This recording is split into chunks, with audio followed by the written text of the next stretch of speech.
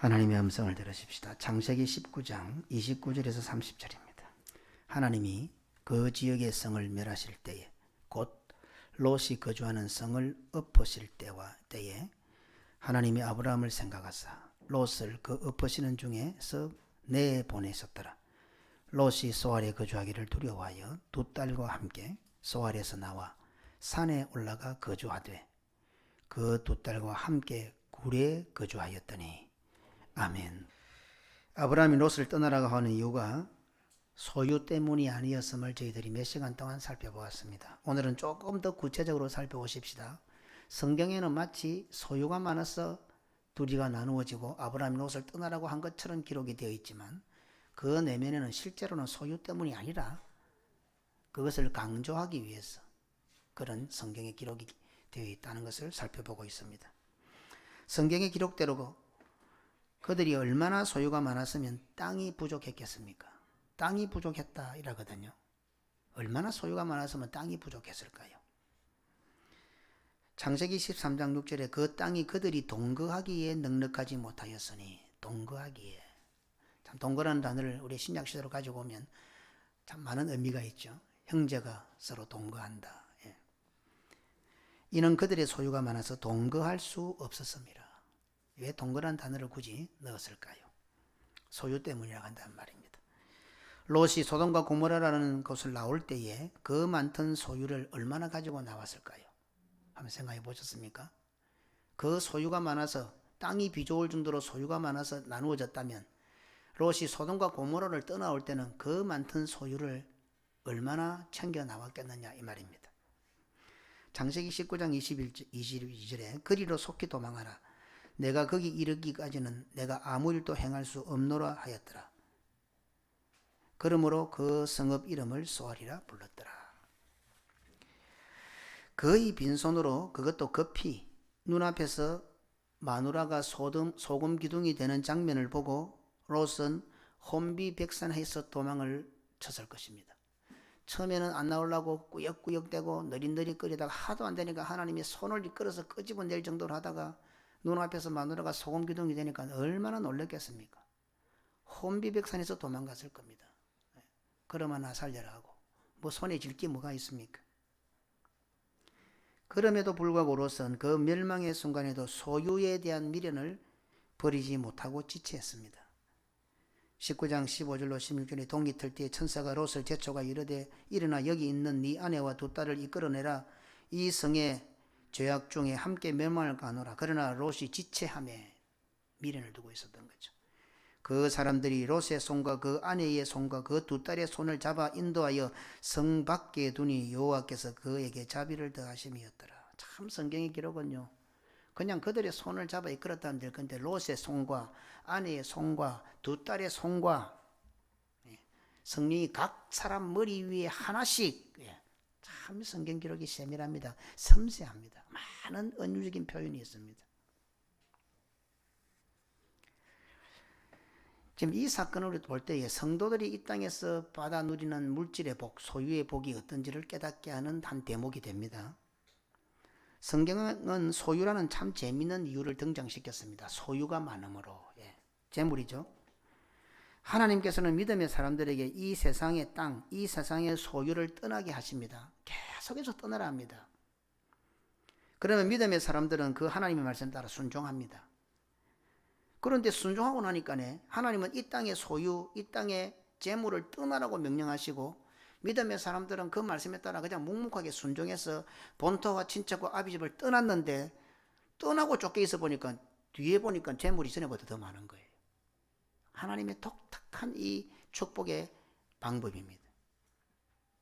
창세기 13장 1절로 2절에 아브라함이 애굽에서 그와 그의 아내와 모든 소유와 또 여보시오 롯과 함께 롯을 딱 기록해놨죠. 롯과 함께 네겝으로 올라가니 아브라함에게 가축과 은과 금이 풍부하였더라. 하나님께서는 모든 것 포기하고 본토와 친척과 아기비집과 모든 소유와 근거를 포기하고 하나님의 명령에 따라 보여줄 땅으로 가라 해서 믿음으로 갔습니다. 그리고 기근 때문에 또 애굽으로 갔습니다.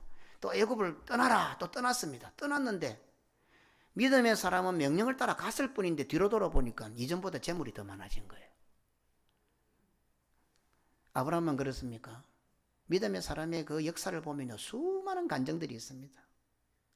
우리가 잘 아는 수많은 간증들이, 실제적인 간증들이, 믿음에 따라 순종을 하고 주의 나라와 복음 위에 살았더니 하나님께서는 엄청난 세상의 물질의 복도 주신 것을 수많은 간증을 통해서 우리는 알고 있습니다. 오직 하나님만을 바라보며 본토와 친척과 아비집을 떠난 아브라함은 기근을 피해서 애굽에 내려갔는데도 애굽에서 나올 때는 가축과 음과 금이 풍부할 정도로 소유가 많았다고 성경은 기록하고 있습니다. 반대로 믿음의 사람이 이 세상의 소유를 쫓아갈 때에는 가지고 있던 것도 다 빼앗아 버리는 하나님의 속성, 하나님의 방법을 발견하게 됩니다. 여호와께서 하늘 곧 여호와께로부터 유황과 불을 소돔과 고모라에 비같이 내리사 그 성들과 온들과 성에 거주하는 모든 백성과 땅에 난 것을 다 엎어 멸하셨더라. 하나님의 명령을 따라 가지고 있던 것 포기하고 순종하고 따라가면 하나님께서 오히려 재물이나 세상의 모든 부귀도 더 많이 해주시는데, 믿음의 사람들이 세상을 향해 나아갈 때는 가지고 있던 것 다 엎어버리시는 거예요. 이 하나님의 방법인 거예요. 그러고 보면 오늘 성도들이 좀 못 사는 것도 사실은 믿음으로 안 사는 증거가 될 수가 있습니다. 하나님이 안 살아 계신 것이 아니고 하나님께서 내가 복을 안 주시는 게 아니고 그 마음을 보시는 하나님, 중심을 보시는 하나님께서 우리가 생각이 틀려먹은 거죠. 정말 아브라함처럼 믿음을 가지고 본토와 친척과 아비집을 자기 자신을 완전히 내려놓고 순종으로 나아갔으면 아마 물질에도 복 많이 받았을 거예요. 대부분 그리 못 사는 거죠. 형편 따라 살고 사정 따라 살고 기분 따라 살고 이런 핑계 저런 핑계 그래 사니까. 그래서 저는 우리의 다음 세대, 저희 아이들, 우리 장로님의 자녀들, 우리 성도들의 자녀들, 저는 다 반드시 잘 되리라고 봅니다. 저는 그런 확신이 있습니다. 두고 보십시오. 반드시 잘 될 겁니다. 하늘 백성인 성도들과 세상 사람들의 분명한 차이가 무엇입니까? 세상 사람들은요, 세상을 보고 열심히 달려가야 소유가 많아집니다. 그런데 성도는 하나님을 신뢰하고 하나님의 말씀을 따라갈 때에 하나님께서 성도들의 영혼이 잘된 같이 범사가 잘되게 해주십니다. 혹시 우리 가운데 세상을 따라가서 잘 사는 사람이 있습니까? 세상 사람입니다. 세상 사람입니다. 성도는요, 하나님의 말씀 따라가야 됩니다. 믿음을 가지고 갈 때 하나님께서는 세상 것도 풍요하게 해주십니다. 반드시 해주십니다. 그 사실을 오늘 이 사건에서 우리에게 보여주고 계신 거예요.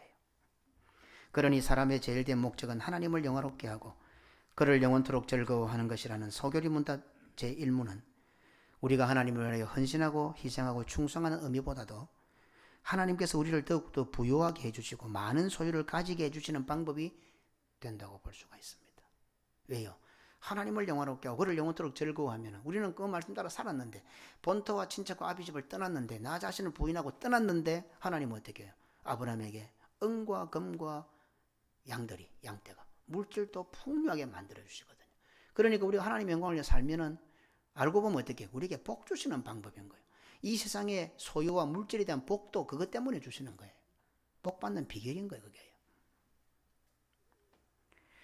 자, 이제 그렇다면 롯은 어디로 가야 할까요? 물어보나? 질문이 됩니까? 너무도 당연한 답입니다. 그런데 롯은 어떻게 되었습니까? 소유 때문에 아브라함을 떠나왔습니다. 소돔과 고모라가 불로 다 망하고 나서 이제 아내는 소금기둥이 되고 두 딸과 홀로단신 혼비백산에 도망 나왔습니다. 소유가 그 이유가 되던 소유가 다 없어졌습니다. 그러면 이제 어디로 가야 할까요?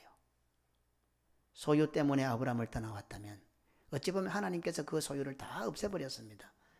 그러면 이제 그 롯은 어디로 가야 할까요? 19장 30절에 롯이 소알에 거주하기를 두려워하여 두 딸과 함께 소알에서 나와 산에 올라가 거주하되 그 두 딸과 함께 굴에 거주하였더니. 소유 때문에 아브라함을 떠나온 롯은 모든 소유도 다 잃어버리고 마누라도 잃어버리고 겨우 목숨만 부지한 채 두 딸과 함께 소돔과 고모라를 탈출했습니다. 이제 롯은 어디로 가야 하겠습니까? 소유가 많아서 아브라함을 떠나갔다면 이제 소유가 없어졌으니 어떻게 해야 되겠습니까? 여기 있는 우리들도 예력이 없는 어린아이들도 이렇게 물어보면 당연히 답이 탁 나올 겁니다. 이제 롯은 어디로 가야 할까요? 이래 물어보면 누구도 쉽게 답이 나올 겁니다. 이런 상황인데도 롯은 두 딸과 산에 올라갔고 굴에 기어 들어갔다고 성경 기록하고 있습니다. 먹고 사는 문제 같으면 굶어 죽는 한이 있어도 자존심을 세울 수 있습니다. 아무것도 아닌 것 가지고도 순간 감정을 못 이겨서 다른 사람을 죽이기도 하고 자신을 죽이기도 합니다. 하지만 지금 롯의 실패는요, 그냥 먹고 사는 문제가 아니잖아요. 그죠? 단순히 물질이나 소유의 문제가 아니잖아요. 영적인 실패요, 신앙생활의 실패요, 믿음의 삶의 실패잖아요. 소돔과 고모라가 불바다가 되어서 모든 것 다 잃었으니까 물질적인 소유의 실패입니까? 사업의 실패입니까? 재산의 실패입니까? 아닙니다. 영적인 실패잖아요. 신앙과 믿음의 삶의 실패잖아요. 그것을 보여주는 장면이잖아요. 하나님께서는 영적으로 실패한 성도들에게 그 실패를 깨닫고 회복시키기 위하여 몸과 물질의 실패를 가하시는 방법을 사용하기도 합니다. 왜 하나님께서는 그 롯의 소유가 있었던 소돔과 고모라를 멸하셨을까요? 롯을 죽이기 위해서. 그럼 같이 죽여버리면 되지 말라고 굳이 그걸 어렵게 끄집어내가 살려놨겠어요. 그러니 이 순간은 하나님께서 롯이 소유 때문에 당한 영적인 문제를 영적으로도 육적으로도 회복할 수 있는 기회를 지금 제공하고 있는 셈입니다. 롯은 소유라는 것을 핑계 삼아서 영적으로 실패한 거예요. 그런데 어때요? 하나님은 자기가 핑계 삼았던 소유를 불바다로 만들어 버렸어요. 이제 핑계 댈 게 없습니다. 그럼 뭡니까? 영적인 그 실패를 다시금 회복할 수 있는 기회를 하나님께서 롯에게 제공하고 있는 거죠. 성도가 살다 보면 건강에 문제가 생기고 물질에 문제가 생길 수가 있습니다. 왜? 그걸 핑계 삼았기 때문에. 바빴어요. 사업이 바빴어요. 시간이 없었어요. 그러면 그 사업에다가 문제를 주고 시간에다 문제를 줍니다. 몸에다 병을 줘버립니다. 겉으로 보면은 어떤 물질적인 손해 갖고 건강에 문제 같아 보이지만 하나님께서 원하시는 건 무엇입니까? 그것 때문에 실패했던 신앙과 믿음을 회복시키려고 하는 거죠. 성도는 반드시 그렇게 됩니다. 자, 그러면 이 장면에서 소유 때문에 물질 때문에 실패한 이 롯 장면에서 신약에 누가 생각이 납니까? 이 롯보다도 더 비참하게 짐승이 되어버린 돼지가 되어버린 사람이 생각나지 않습니까? 예, 맞습니다. 탕자입니다. 둘째 아들입니다. 누가복음 15장 16절에 그가 돼지 먹는 쥐염 열매로 배를 채우고자 하되 주는 자가 없더라. 돼지 먹는 것도 못 먹고 있는 돼지보다 못한 인생이 되어버린 둘째 아들입니다. 그런데 그 둘째 아들 탕자는 그 순간에 누구를 생각했으며 어디로 갔습니까? 15장 17절로 18절에 이에 스스로 돌이켜 이르되 내 아버지에게는 양식이 풍족한 품꾼이 얼마나 많은가. 나는 여기서 줄여 죽는구나. 내가 일어나 아버지께 가서 이르기를 아버지 내가 하늘과 아버지께 죄를 지었사오니. 이 둘째 아들은 돼지보다 못한 인생이 되었을 때 아버지를 딱 생각한 거예요. 아, 그렇다. 이제라도 아버지께 가야 되겠다. 이 생각을 하게 된 거예요. 이 둘째 아들은 롯보다 더 안 좋은 상황이 되어버린 거예요. 어찌 보면 말입니다. 사실 롯이 소돔과 고모라의 심판과 멸망 가운데서도 살아남을 수 있는 유일한 비결은 무엇이었습니까? 지금 목숨이라도 부지할 수 있는 유일한 비결은 무엇이었습니까? 아브라함 때문입니다. 아브라함 때문에. 그 장면을 보았잖아요. 아브라함 때문에. 우리가 나중에 살펴보겠지만은 50명, 45명, 40명, 30명, 20명, 10명 소돔과 고모라에 의인이 있었을까요? 의인이 있어서 아브라함이 하나님과 그렇게 빅딜을 하고 있을까요? 성경은 왜 이렇게 지루하게 그런 기록을 써놨을까요? 롯이 의인이었을까요? 롯이 의인이어서 살아났습니까? 아닙니다. 롯은 신앙과 믿음에 실패한 사람입니다. 아브라함을 떠나간 사람입니다. 그런데 하나님과 아브라함은 지루한 줄다리기를 하는 거예요. 하나님 50명, 45명, 40명, 30명, 20명, 10명 하나님 끝까지 다 받아. 오냐? 10명만 있어도 봐줄게. 무슨 뜻일까? 이런 것도 참 재미가 있습니다. 오직 아브라함 때문에 지금 롯은 살아났어요. 창세기 19장 29절에 하나님이 그 지역의 성을 멸하실 때 곧 롯이 거주하는 성을 엎으실 때 하나님이 아브라함을 생각하사 롯을 그 엎으시는 중에 내보내셨더라. 아브라함을 생각하사. 여기 있는 우리들은 다 롯이에요. 하나님께서 예수 그리스도를 생각하사 엎으시는 가운데 우리를 불러내시는 거예요. 예? 이 결론이기도 하지만 이렇게 볼 때 롯은 둘째 아들 탕자보다 더 나쁜 놈입니다. 돼지보다 못한 인생인 둘째 아들보다 더 나쁜 상태였죠. 둘째 아들은 완전한 실패의 자리에서 아버지를 생각하고 집으로 발걸음을 옮겼습니다. 그런데 롯은 그런 상황에도 아브라함 때문에 살아났으면서도 아브라함을 생각하지 않았고 아브라함에게 올 생각조차 하지 않았습니다. 성경은 그런 롯의 상태를 다음과 같이 기록하고 있습니다. 산에 올라가 거주하되 그 두 딸과 함께 굴에 거주하였더니, 산으로 올라간 것도 모자라 롯은 굴에 기어 들어갔습니다. 롯에게는 끝까지 기회가 주어졌습니다. 하나님은 롯을 살리고 싶었습니다. 아브라함의 그 간청을 받아서 끝까지 살리려고 하셨습니다.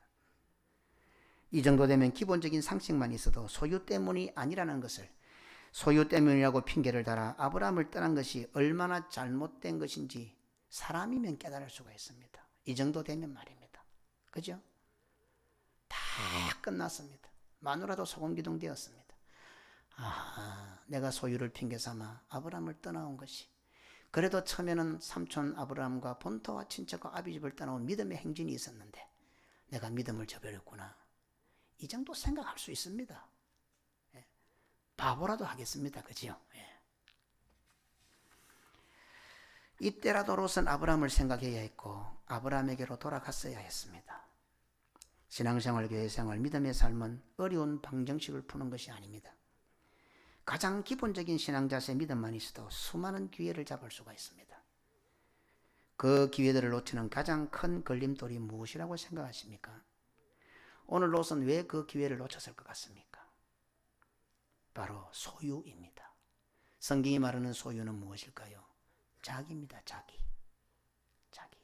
돈이 많아서 소유가 많습니까? 안 그렇습니다.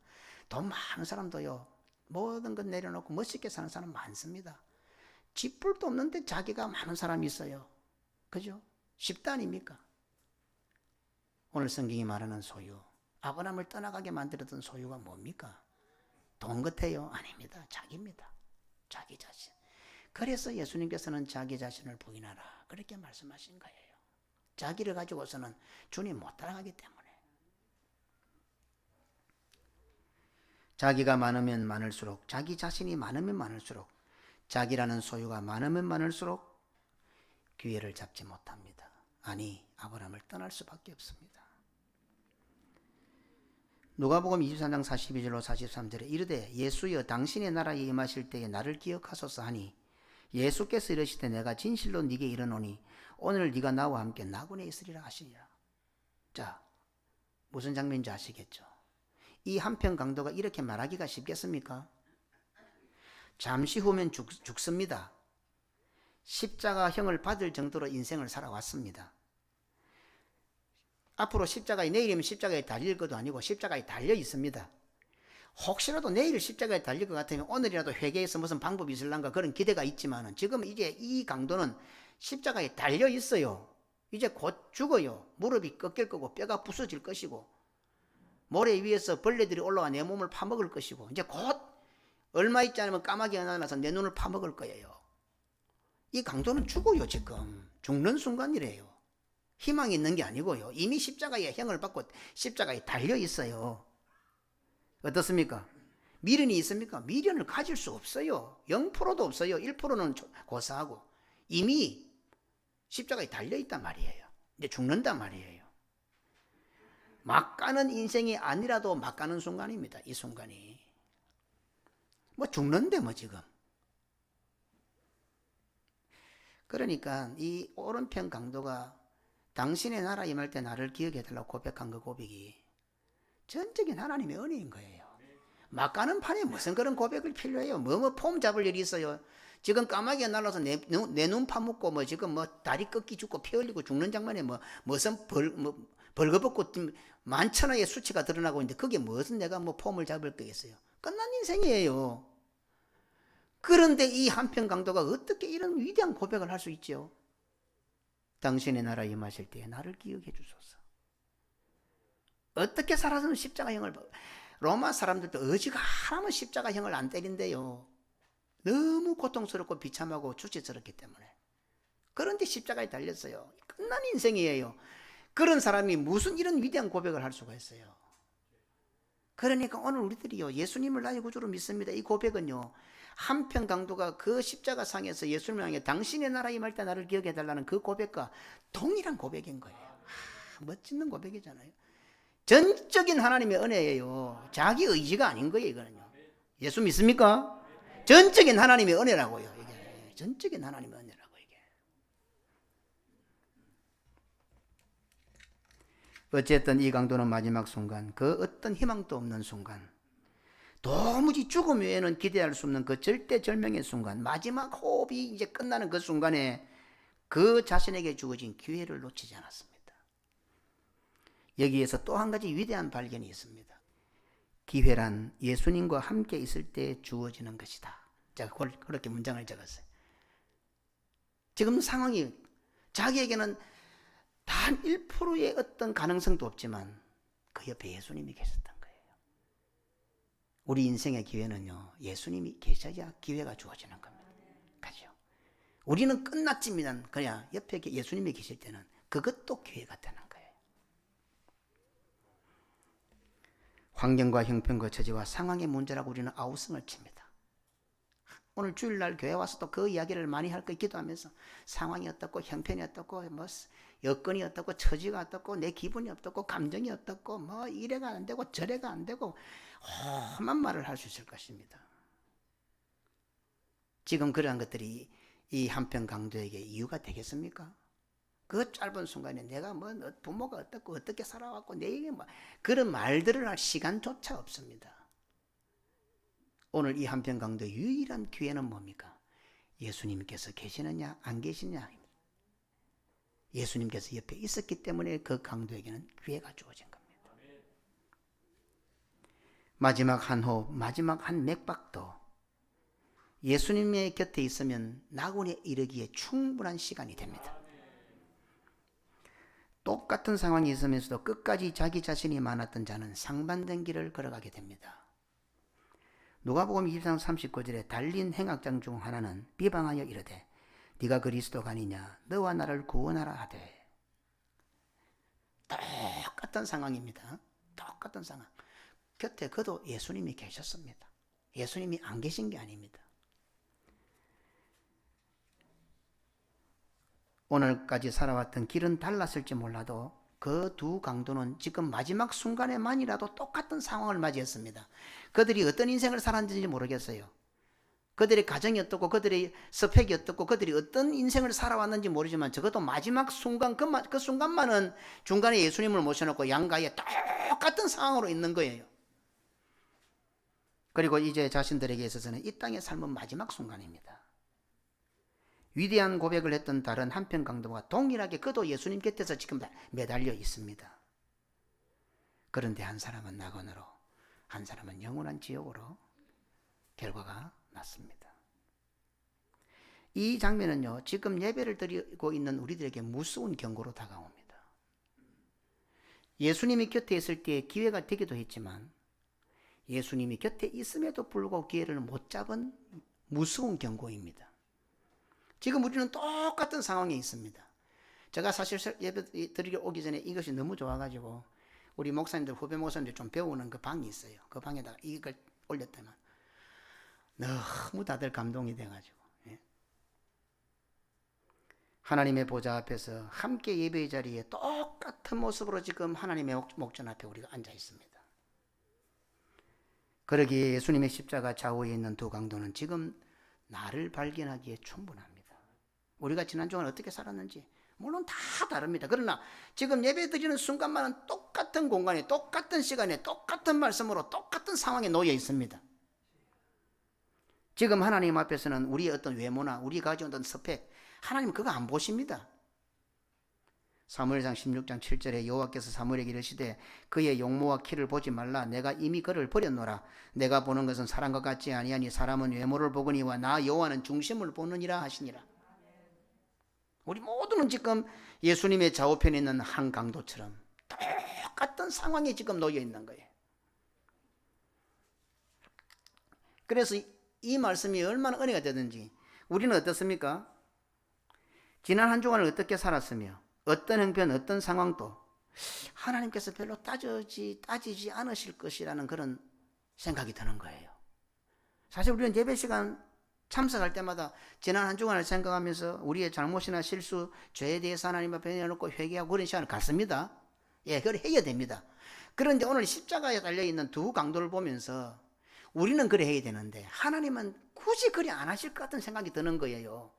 우리는 하나님 지난 시간에 뭐 어쨌고 뭐 부부싸움을 했고 내가 거짓말을 했고 뭐 사기를 쳤고 뭐 나쁜 짓 했고 뭐 담배 피웠고 술 마셨고 뭐 어마어마한 이야기가 많겠지만은 지금 우리는 예배에 참석했다는 것은 십자가의 양편 강도처럼 이제 모든 것 다 내려놓고 똑같은 상으로 하나님 앞에 지금 나와 있는 거예요.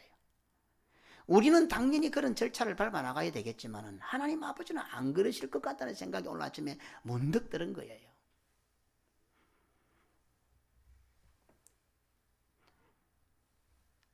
이런 두 강도의 상황은 지난 인생살이를 언급할 시간조차 없습니다. 두 강도에게 굳이 책임을 묻는다면 바로 그 순간에 어떤 고백을 하느냐입니다. 그죠? 이전에 내가 어떻게 살아왔고 뭐 이거 지금 그럴 시간도 없어요. 굳이 두 강도에게 책임을 묻는다면 내가 어떤 고백을 하고 어떤 말을 하느냐가 지금 최종적인 판결이라. 더 큰 문제는 우리가 예배를 드리면서도 두 강도와 같은 자세로 예배를 안 드린다는 겁니다. 우리가 예배를 드리는 시간이 부활에 하는 시간이라고 말씀하잖아요. 그렇게 믿잖아요. 그러면 부활한다는 것은 죽는다는 거거든요. 엄격하게 따지면 우리가 죽는 시간인데 죽는다는 예상을 안 하는 거예요. 부활만 자꾸 생각하는 거예요. 안 죽은데 무슨 부활이 필요합니까? 죽어야 부활이 필요하지. 그렇게 볼 때 이 예배 시간은 골고다의 십자가라. 우리의 중간에 예수님께서 달려있고 우리는 양편에 달려있는 강도들과 같은 자들이라. 그 시간이 바로 예배 시간이라. 그 시간에 내가 어떤 고백을 하느냐에 따라서 어떻게 돼요? 낙원에 이르기도 하고 영원한 영벌에 이르기도 하고 무서운 경고가 되는 거죠. 예수님께서 곁에 계시면 마지막 한 호흡도 나에게 기회가 되지만은 오늘 왼편 강도, 그 왼편 강도의 말을 곱씹어 볼 때에 우리에게는 무서운 결과가 될 수도 있다는 것을 경고하는 말씀이기도 하다.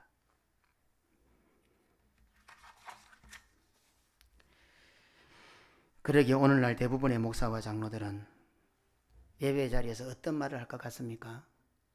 오른편 강도의 말을 할 것 같습니까? 왼편 강도의 말을 할 것 같습니까? 오늘 목사와 성도들에게 예배 시간 나와서 하나님의 뭐라는 것 같아요? 예수님이 그러시다고 맞습니까? 하나님께 살아계십니까? 살아계신다면 우리에게 이럴 수 있습니까? 왼편 강도입니까? 오른편 강도입니까? 왼편 강도죠. 믿음 있다는 목사와 장로들과 성도들은 기도의 시간에마다 말씀의 예배 시간마다 이런 기도를 하는 거예요. 하나님 살아계시면 이럴 수 있습니까? 하나님 살아계시면 능력을 보여주시옵소서. 하나님 살아계시면 우리가 이래서는 안 됩니다. 전부 왼편 강도의 이야기를 하고 있는 거예요. 지금 오른편 강도는 무엇입니까? 당신의 나라에 말 때 나를 기억해 주시옵소서. 오늘 한국교회가 왼편 강도입니까? 오른편 강도입니까? 저는 이 말씀을 생각하면서 나도 그랬구나. 이때까지 그렇게 예배를 드렸구나. 내가 바로 왼편 강도였구나. 한국교회가 다 왼편 강도구나. 이거는 전부 자기가 할 말이 있는 거야. 그래도 내가 이렇게 했는데, 그래도 내가 평생 교회를 다녔는데, 그래도 내가 목사고 집사고 장로고 권사인데 하나님 이럴 수 있습니까? 내가 왼편 강도네.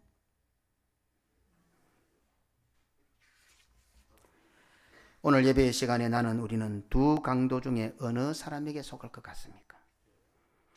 예수님의 좌우에 달려있는 두 강도 중 나는 어느 사람에게 속합니까? 나는 지금 예수님을 향하여 어떤 말을 하고 어떤 고백을 하고 있는 것 같습니까? 모든 사람들은 어떤 말을 하든지 어떤 고백을 하든지 둘 중에 반드시 하나는 할 것입니다. 자기 자신이란 소유를 부인하는 자는 나를 기억해달라고 고백을 하게 될 것이고, 자기 자신이라는 소유에 끝까지 집착하는 자는 예수님을 비방하는 말을 하게 될 것입니다. 그 결과는 두 강도의 결과와 같게 될 것 또한 분명한 사실입니다. 우리는 간혹 신앙의 결단 앞에서 상황과 형편과 처지와 기분과 감정을 이야기하곤 합니다. 그러나 예수님의 양쪽에 있는 두 강도가 이런 것들을 지금 이유로 삼을 수가 있습니까? 지금 우리가 여러 가지 형편과 사정과 기분과 감정과 여러 가지가 있습니다. 그런데 만약에 내가 지금 예수님의 오른편 강도, 왼편 강도의 상황이라고 한다면 그것이 아무 이유가 안 될 겁니다.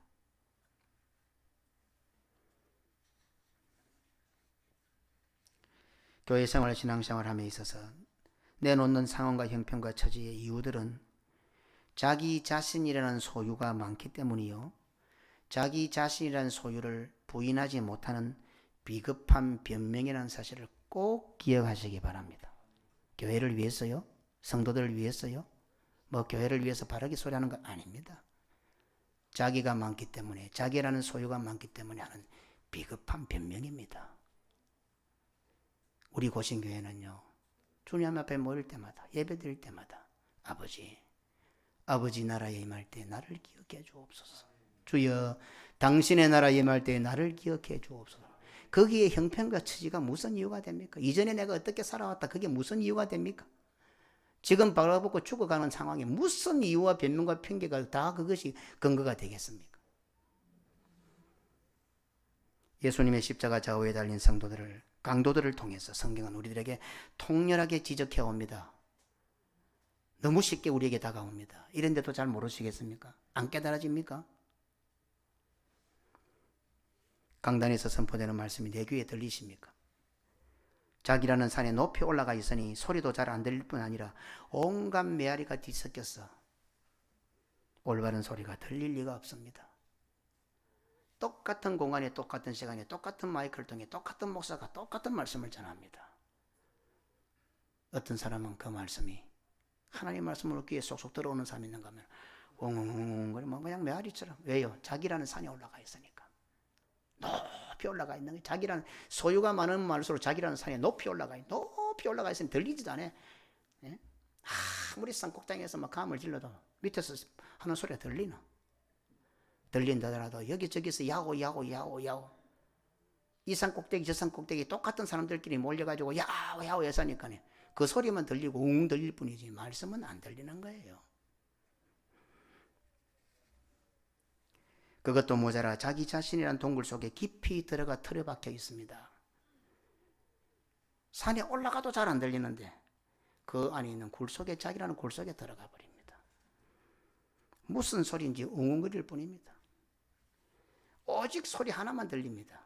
자기 소리만 들립니다. 자기 소리만. 오늘 교회 오셔서 뭐 주장이 있고 자기 소리, 다 자기 소리일 뿐입니다. 자기 소리. 계속해서 그 자리에 머물러 있을 때 그곳은 유황과 불이 비같이 내리던 모든 것을 멸망시킨 소돔과 고모라보다도 더 비참한 결말을 맛보게 하는 자리가 된다는 사실은 잊어서는 안 됩니다. 소돔과 고모라의 유황과 불이 비같이 내렸습니다. 다 끝나고 죽었습니다. 그 자리가 비참한 것 같습니까? 성경은 더 비참한 자리를 보여줍니다. 창세기 19장 31절로 35절에 우리가 우리 아버지에게 술을 마시게 하고 동침하여 우리 아버지로 말미암아 후손을 이어가자 하고 그 밤에 그들이 산에 높이 올라가 굴에 깊이 들어가니 하는 짓이 이런 짓을 합니다. 그 밤에 그들이 아버지에게 술을 마시게 하고 큰딸이 들어가서 그 아버지와 동침하니라. 그러나 그 아버지는 그 딸이 눕고 일어나는 것을 깨닫지 못하였더라. 이튿날 큰딸이 작은딸에게 이르되 어젯밤에는 내가 우리 아버지와 동침하였으니 오늘 밤에도 우리가 아버지에게 술을 마시게 하고 내가 들어가 동침하고 우리가 아버지와 말미암아 후손을 이어가자고. 그 밤에도 그들이 아버지에게 술을 마시게 하고 작은딸이 일어나 아버지와 동침하니라. 그러나 아버지는 그 딸이 눕고 일어난 것을 깨닫지 못하였더라. 어떤 게 더 비참합니까? 소돔과 고모라가 불과 요한과 불로 망한 것이 비참합니까? 지금 이 롯과 롯 두 딸이 하는 이것이 더 비참합니까? 그런데 하나님께서 기회를 주셨음에도 불구하고 그 기회를 악용하는 자에게 산으로 올라가고 굴게 기어 들어가면 이런 짓을 하는 거예요. 오늘 우리 가운데 당신의 나라에 임할 때에 나를 기억하소서라고 말하는 사람들은요, 낙원에 임하게 되지만 당신이 메시아입니까? 하나님이 살아계십니까? 교회가 이래가 됩니까? 하는 그 사람은 또 오늘 모여가지고 웅웅거리는 산에 올라가고 굴에 기어 들어가서 이런 짓을 할 거라 말이에요. 성경이 정확하게 이야기하고 있잖아요. 이런 사람들이 모여서 무슨 짓을 하겠어요? 이 짓을 하지. 자기 뜰 까나는 하나님의 영광을 위하여, 교회를 위하여 하면 이 짓을 한다, 이 짓을 해요. 비록 우리가 성도이지만 살다 보면 롯과 같은 선택을 할 수도 있습니다. 누구나 마찬가지입니다. 그때 하나님께서는 소돔과 고모라의 유황과 불을 내려 심판하심으로 우리로 하여금 소돔과 고모라를 탈출할 수 있도록 해주십니다. 그때 대부분의 성도들은 둘째 아들 창자처럼 아버지를 생각하게 되고 회개하게 되고 아버지의 품으로 교회로 다시금 돌아오게 됩니다.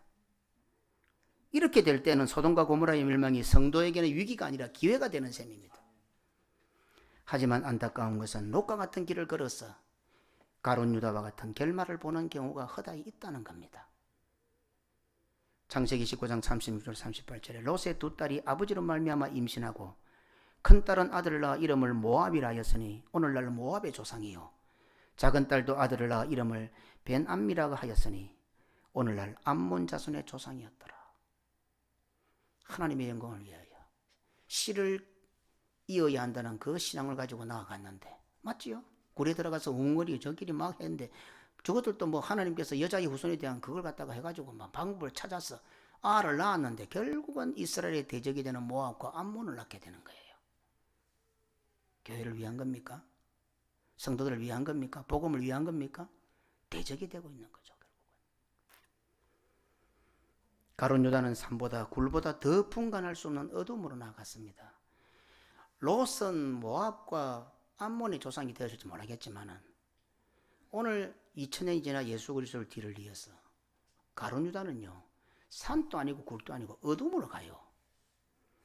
요한복음 14장 30절에 유다가 그 조각을 받고 곧 나가니 밤이르라 밤이르라. 왜 성경은 이렇게 기록했을까요? 산에 올라가서 웅거린 것도 그렇고 굴에 깊이 들어가서 지 소리만 듣는 것도 그런데 가룟 유다는요, 밤으로 갔어요. 밤으로, 어둠으로 간 거예요.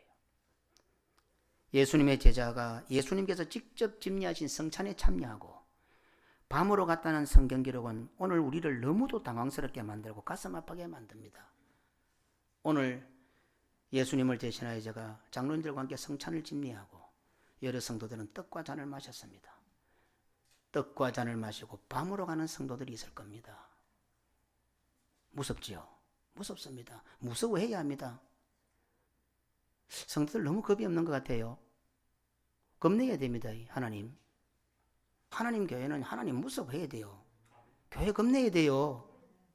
왜 겁을 안 내요? 교회 안에서 능글능글. 무서운 죄입니다. 말씀 앞에 능글거리면 안 돼요. 얼마나 겁납니까? 목사가 성찬했습니까? 지금 예수님께서 성찬식을 했어요. 예수님께서 성찬하실 때 그 떡을 받고 나가니 밤이라 밤으로 나간 거예요. 예수님께서 직접 성찬을 집례하셨고 예수님의 제자가 이랬다면 오늘 우리는 어떻겠어요? 그래도 가룟 유다는요, 자기 인생을 전부 다 하나님 예수님께 올인한 사람이에요. 우리가 뭐 충성, 봉사, 헌신 대단히 잘하십니까? 가룟 유다는 모든 것 다 팽개치고 예수님께 자기 인생을 올인한 사람이에요. 그런 인생을 산 사람에도 불구하고 예수님께서 집례하신 성찬을 받고 밤으로 간 거예요. 오늘 이 성찬에 참여하고 예배에 참여해서 우리 성도들은 단 한 사람도 밤으로 가는 자가 없고, 당신이 메시아입니까? 당신이 하나님이십니까? 이렇게 말하는 자가 없고, 당신의 나라에 임할 때에 나를 기억해달라고 하는 이런 고백과 마치고 나서 성도들이 함께 모여 라면을 먹고 서로 교제할 때 이런 고백이 나와야죠. 어디 굴에 들어가서 어디 산에 올라가서 군지렁거리고 엉뚱짓을 해요. 망할 길인데, 대적이 되는데. 제가 지금 성경 아닌 거 말하는 거 하나라도 있습니까?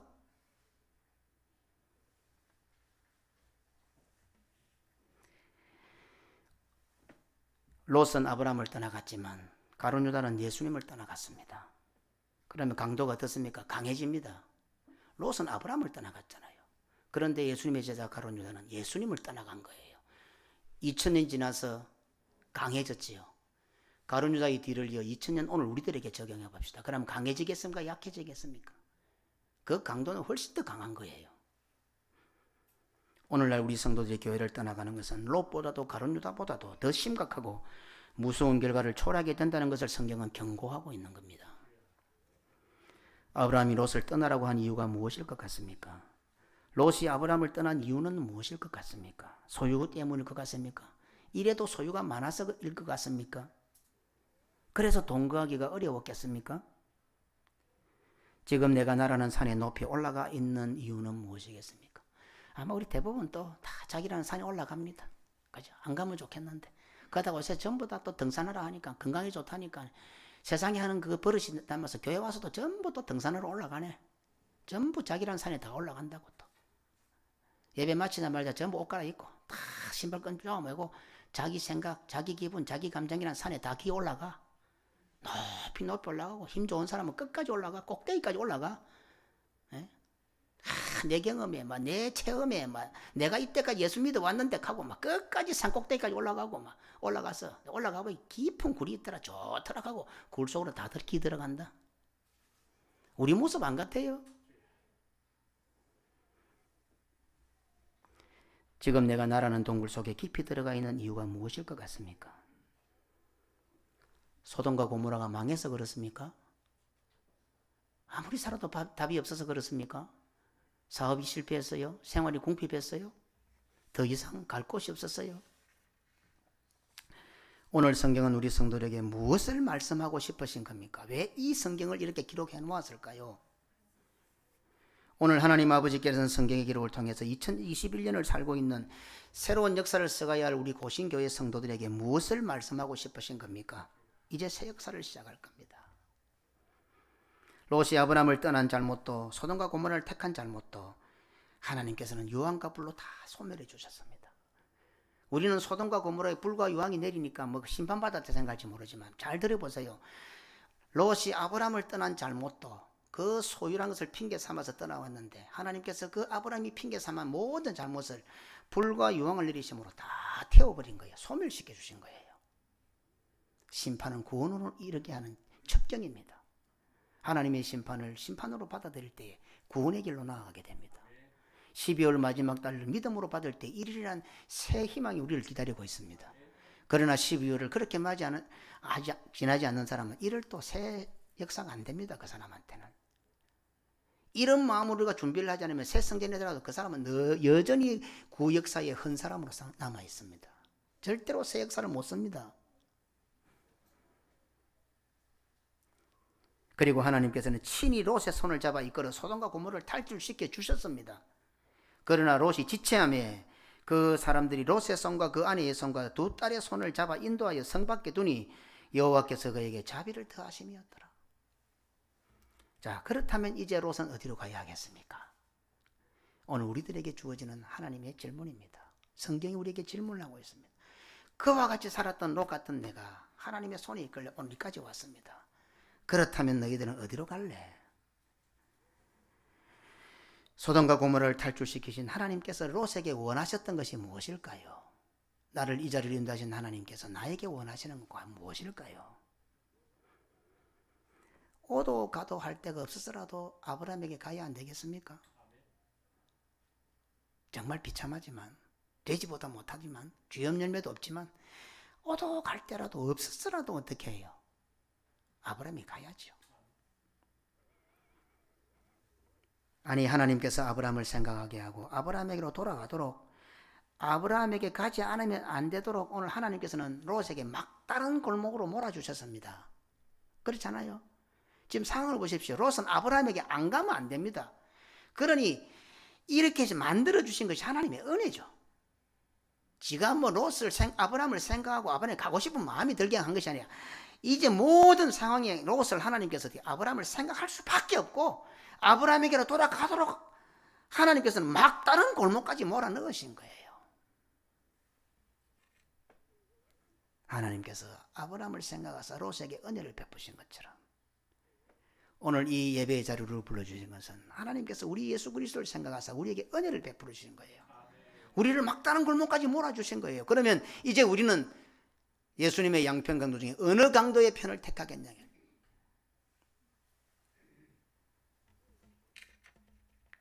그런데도 지금 나는 어디에 있습니까? 지금 내가 있는 소돔과 고모라에 불과 유황이 떨어지지 않을 것 같아서 안심하고 있는 성도들은 없습니까? 하나님께서 사랑하시는 자녀라면 구원받은 백성이라고 한다면 하나님께서는 절대로 소돔과 고모라에 우리를 두시지 않을 것은 분명합니다. 그렇죠? 우리가 구원받은 백성이라면 절대로 그 소돔과 고모라에 그리고 예수님께서 우리를 사랑하시고 우리를 위해서 기도하시기 때문에 그 예수님을 생각하시사 우리를 소돔과 고모라에 버려두실 수가 없는 거죠. 지금 당장은 불과 유황이 안 떨어집니까? 반드시 떨어질 겁니다.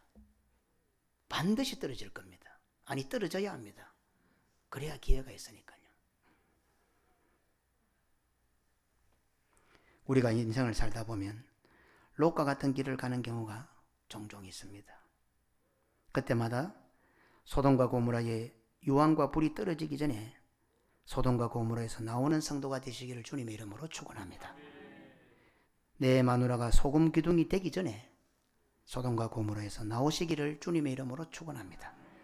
두 딸과 나의 자녀들이 신앙과 믿음에서 완전히 객기로 나가 구원 역사의 방해물이 되기 전에 소돔과 고모라에서 나오시기를 주님의 이름으로 축원합니다. 소돔과 고모라에서 나와 산으로 올라가지 말고 굴로 들어가지 말고 하나님 아버지를 생각하고 하나님 아버지의 품으로 교회로 오는 성도들이 되시기를 주님의 이름으로 축원합니다. 이 모든 것이 전적인 하나님의 은혜로만 가능하기에 하나님의 아버지의 마음을 잘 알아서 한평생 이런 은혜를 누리는 우리 고신교회 모든 성도들이 되시기를 주님의 이름으로 축원합니다. 아멘. 하나님 아버지 감사합니다. 우리는 예수님 양편에 있는 강도와 같은 자입니다. 이제는 미련이 1%도 없습니다. 기대도 없습니다. 소망도 없습니다. 이제 막 가는 인생입니다. 막 가지 않고 싶어도 막 갈 수밖에 없는 상황입니다. 그런데도 우리들에게 그 순간에 신세를 한탄하고 원망하고 세상을 원망하고 고래고래 고함을 지르고 인생을 맞이해도 시원찮을 판국에 당신의 나라에 임할 때 나를 기억해 달라고 하는 위대한 고백을 주신 것 보면 전적인 하나님의 은혜가 아님을 도무지 그것이 아니면 안 된다는 것을 깨닫게 됩니다.